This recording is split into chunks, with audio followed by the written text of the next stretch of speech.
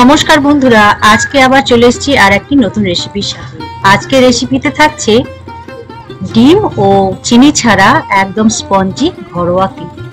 কেকটি কিভাবে তৈরি করি চলুন আপনারা ভিডিওটা প্রথম থেকে শেষ পর্যন্ত দেখুন। এখানে আমি 1 কাপ আর কিছুটা একটু বেশি, হাফ কাপের কিছুটা কম ময়দা নিয়েছি একটা পাত্রে। এবার এই ময়দার সঙ্গে আমি দিয়ে দেব বেকিং সোডা, বেকিং পাউডার দিচ্ছি প্রথমে, তারপরে বেকিং সোডা দেব। 1 চামচ মতো বেকিং পাউডার দিলাম। আর ময়দাটা আমি আগেই চেলে নিয়েছিলাম, এবার বেকিং পাউডারটা চেলে দিচ্ছি। তার সঙ্গে দেব ওই 1 চামচের কিছুটা কম, হাফ চামচের একটু কম বেকিং সোডা, ওটাও চেলে দিয়ে দিলাম। এবার দেব সামান্য 1 চিমটে মতো লবণ। তারপরে এই সমস্ত উপকরণ একটু ভালো করে মিশিয়ে নেব। এই কেকে আমি কিন্তু কোনো ডিম ব্যবহার করব না, সম্পূর্ণ ডিম ছাড়া নিরামিষ কেক আমি আপনাদের তৈরি করে দেখাচ্ছি। আর খুব সহজেই বাড়িতে কিন্তু আপনারা তৈরি করে খেতে পারবেন। মেশানো হয়ে গেছে। এবার এতে আমি দেব 1 প্যাকেট 10 টাকা প্যাকেটের গুঁড়ো দুধ।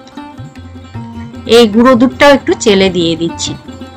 কেকের মধ্যে একটু গুঁড়ো দুধ দিলে কি হয়, টেস্টটা কিন্তু দারুণ আসে, কেকের টেস্টটা অসাধারণ হয়, তাই গুঁড়ো দুধটা দিলাম।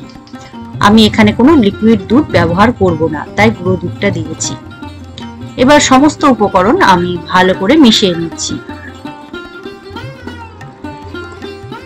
আর আমি আজকে চিনি ও ডিম ছাড়া কেক তৈরি করছি, তাই চিনির বদলে কি ব্যবহার করছি চলুন আপনারা দেখে নিন। এই যে খেজুর গুড় নিলাম, খেজুর যে ঝোলা গুড়টা হয় সেটা 1 কাপ মতো নিলাম। একটা পাত্রে ঢেলে নিয়েছি গুড়টা। এবার ওই কাপ ধুয়ে সামান্য 2 চামচ মতো জল দিয়েছিলাম। এবার আমি এতে দেব ওই কাপেরই পরিমাণ মতো তেল দেব। তার আগে দিয়ে দিচ্ছি একটু ভিনিগার, ওই হাফ চামচ মতো ভিনিগার দিলাম।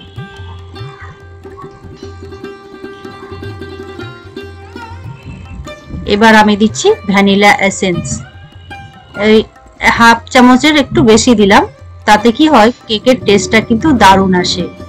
এবার হাফ কাপ তেলটা আমি অ্যাড করলাম, এখানে রিফাইন অয়েল দিলাম।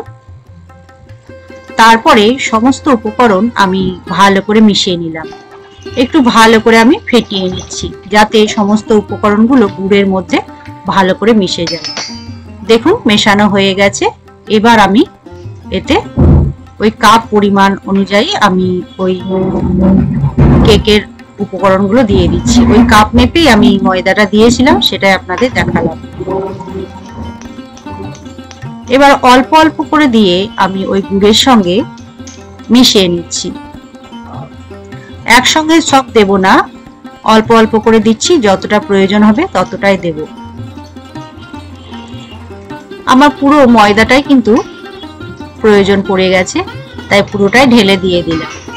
আর কেকের ব্যাটারটা কেমন হবে আপনাদের দেখাচ্ছি। আর কিন্তু খুব সুন্দরভাবে ফেটিয়ে নিতে হবে, একদম সোজাভাবেই ফেটাবো, তাতে কেকটা খুব স্পঞ্জি হয়। আর একটু টাইম নিয়ে ফেটাতে হবে, যাতে ভিতরে কোনো লাম্পস বা দানা ভাব না থাকে।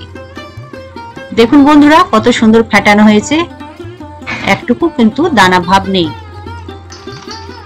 এবার আমি হয়ে গেছে সরিয়ে রাখলাম। এখানে এরকম একটা অ্যালুমিনিয়ামের পাত্র নিয়েছি, এই পাত্রে আমি কেকটা তৈরি করব। তো আমি এখানে রিফাইন্ড অয়েল নিয়ে ভালো করে ব্রাশ করে নিচ্ছি পাত্রটাতে। তেলটা ভালো করে ব্রাশ করে নিচ্ছি যাতে কেকটা ভালোভাবে ওঠে, সেই জন্য আমি তেলটা ব্রাশ করছি।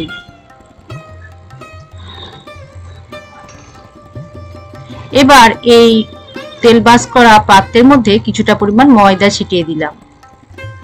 ময়দাটা এবার চারিদিকে ঘুরিয়ে ঘুরিয়ে আমি পুরো বাটির গায়ে লাগিয়ে নেব, তাতে কি হয় কেকটা খুব সহজেই উঠে আসে।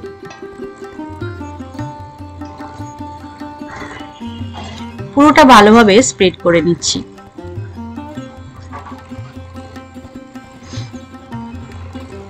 আর বাকি যে ময়দাগুলো গায়ে লেগে থাকবে সেগুলো আমি ঝেড়ে নেব, যাতে ময়দা লেগে না থাকে।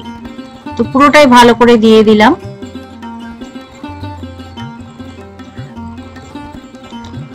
সম্পূর্ণ নিরামিষ কেক তৈরি হচ্ছে। বন্ধুরা সকলেই কিন্তু খেতে পারবেন। ময়দাটা লাগানো হয়ে গেছে। এবার আমি ওই কেকের ব্যাটারটা উপর থেকে এরকম ভাবে ঢেলে দিচ্ছি।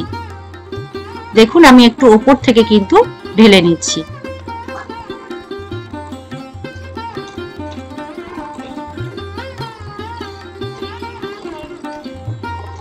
পুরোটাই দিয়ে দেব। পুরো ব্যাটারটা দেওয়া হয়ে গেছে। এবার আমি বাটিতে দেখি, এবার উপর থেকে একটু ড্যাব ড্যাব করে নিচ্ছি এরকম ভাবে, যাতে ভিতরে কোনো হাওয়া বাতাস না থাকে।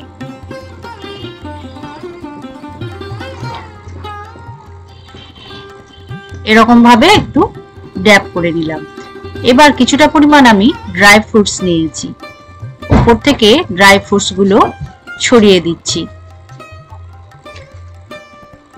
আজকে আমি এই খেজুর গুড়ের কেকটা ড্রাই ফ্রুটস দিয়ে তৈরি করছি, সম্পূর্ণ নিরামিষ ভাবে। আর খুব সহজ পদ্ধতিতে কিন্তু আপনাদের দেখাচ্ছি, যাতে আপনারা সহজেই তৈরি করতে পারেন। একদম ঘরোয়া পদ্ধতিতে স্পঞ্জি খেজুর গুড়ের ডিম ছাড়া কেক, ডিম ও চিনি ছাড়া কেক। ক্রিসমাস উপলক্ষে আমি এই কেকটা তৈরি করেছি।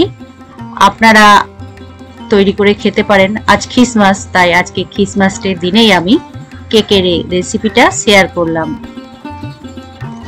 যাতে আপনারা বাড়িতে তৈরি করে সকলকে খাওয়াতে পারেন। আর সকলকে জানাই মেরি ক্রিসমাস। সকলে ভালো থাকবেন, সুস্থ থাকবেন, বড়দিন ভালোভাবে কাটাবেন। তো আমি গ্যাসের ওভেনটা অন করে দিয়েছি। এবার আমি কিছুটা পরিমাণ লবণ এখানে ফ্রি হিট করতে দিয়েছি। লবণটা আগে কেক তৈরি করেছি, তাই এরকম লালচে ভাব আবার হয়ে গেছে। লবণের বদলে বালিও দিতে পারেন। তো একটু গরম করে নিয়ে একটা পাত্র বসিয়ে দিলাম, ছোট বাটির মতো। এবার আমি কেকের ব্যাটারটা বাটিটা বসিয়ে দিলাম। বসিয়ে দিয়ে এই যে ছিদ্রটা আছে, এটা আমি একটু কাগজ দিয়ে বন্ধ করে দিচ্ছি, যাতে ভেতরের কোনো স্টিম বাইরে বেরিয়ে না আসে। এবার 40 থেকে 45 মিনিট মতো গ্যাসের ফ্লেম লো টু মিডিয়ামে রেখে আমি কেকটা তৈরি করে দেব, বেক করে দেব।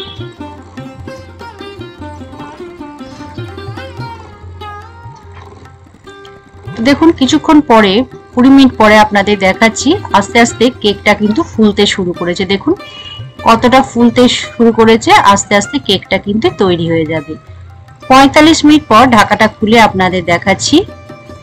এই যে একটা টুথপিক নিয়েছি, এবার আমি ভেতরে এরকম ভাবে দেখলাম যে গায়ে লেগে যাচ্ছে কিনা। গায়ে কিন্তু লেগেনি, তাহলে বুঝে নিতে হবে কেকটা রেডি হয়ে গেছে। এবার গ্যাসের ফ্লেমটা অফ করে দিয়ে আমি কেকের বাটিটা নামিয়ে নিচ্ছি। দেখুন কত সুন্দর কালার এসছে আর কত সুন্দর কেক তৈরি হয়ে গেছে বন্ধুরা। এখন গরম আছে, তাই আমি কেকটা ডিমল্ট করব না, কিছুক্ষণ পরে ঠান্ডা করে নিয়ে কেকটা আমি ডিমল্ট করব। একটা ছুরি নিয়েছি, সাইডগুলো এরকম ভাবে একটু কেটে দিচ্ছি, যাতে কেকটা তুলতে সুবিধা হয়। এবার হাতে এরকম করে একটু ড্যাব ড্যাব করে দিয়ে কেকটা তুলে নিলাম। দেখুন বন্ধুরা, ডিম ও চিনি ছাড়া সম্পূর্ণ নিরামিষ খেজুর গুড়ের কেক কিন্তু আমার তৈরি হয়ে গেছে।